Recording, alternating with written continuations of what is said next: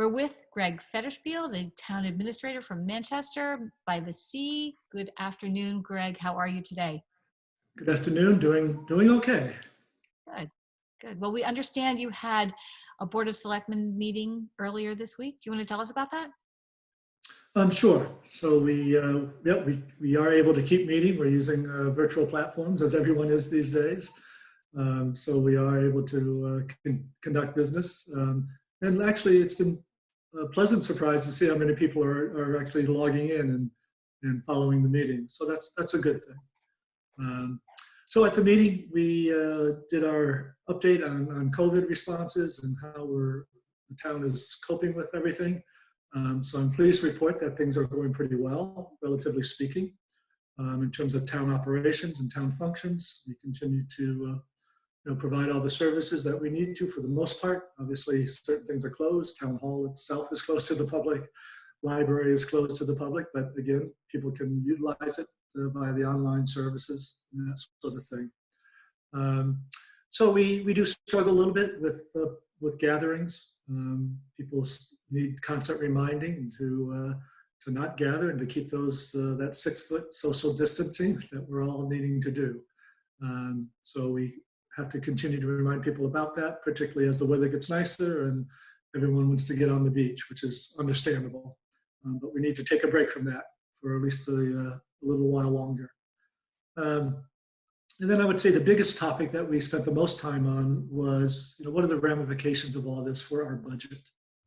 And so both the Finance Committee and the Selectmen are asking us to put together a Plan B as we look at the coming New Year's budget, which starts in July.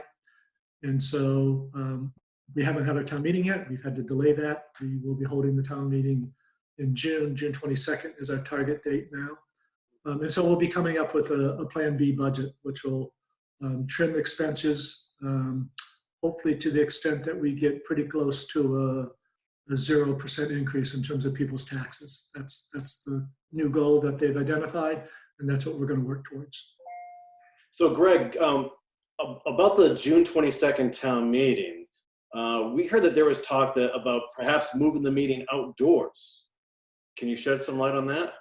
Well, that would be a last resort. But if that's the only way we can get a town meeting in, then we would consider that.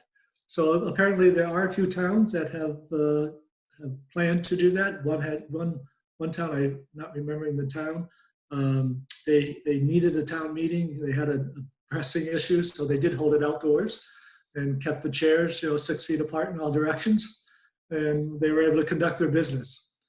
So I don't think that's the ideal, but it's something that our town moderator, Alan Wilson, he did talk to the school, and it's feasible. We could hold it on the football field potentially if that's what we have to do.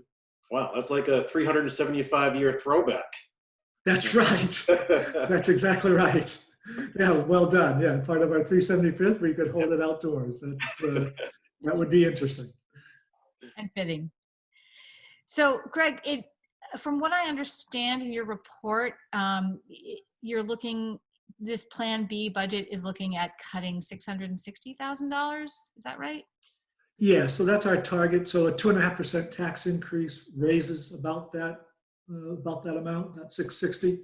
So if we can find those kind of savings, deferrals, then that would enable us to have the FY21 taxes be at the same level as they are for this year. Mm. And you're looking for sort of creative ways of trimming things, right? That's right. So, budgets are always about choices. And so we'll have to make some harder choices perhaps going forward. Taking a hard look at capital in particular. A lot of big ticket items in the capital budget. So we could get to that threshold or that target number fairly quickly with a handful of items. Obviously, that means we're not getting those projects done. And in a sense, we're just kicking the can down the road. But sometimes that's what you have to do when the economy dictates. And what was the general mood of the Board of Selectmen this week? How are they feeling? Well, I think, they're pleased in terms of the way we've responded. Staff has responded, and the services we're able to keep providing those services, obviously through some alternatives. So I think they're pleased with that. I think they're nervous going forward.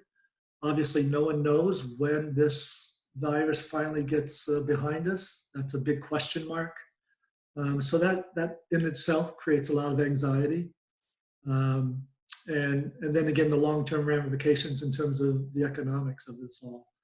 Is this something we rebound from fairly quickly, or is it something that's going to linger for multiple years in terms of revenue reductions and people's own economic health? So, feeling okay about the short term, getting more anxious about the long term. Any, Speaking of the short term, Greg, so what is sort of next on the agenda? Is there anything big on your plate coming up?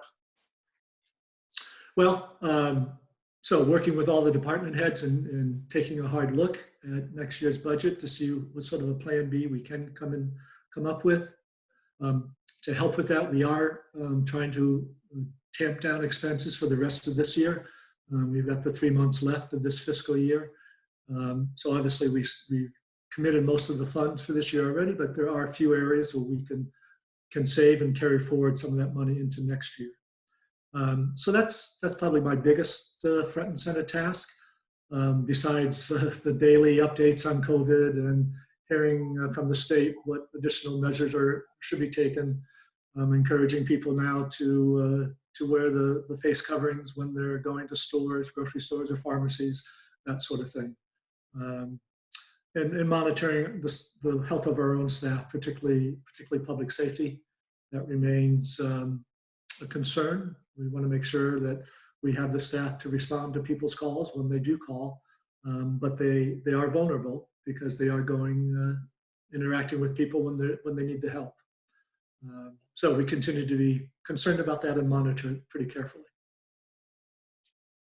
Well, we appreciate your time, Greg. Thanks for checking in, and we'll catch up next week.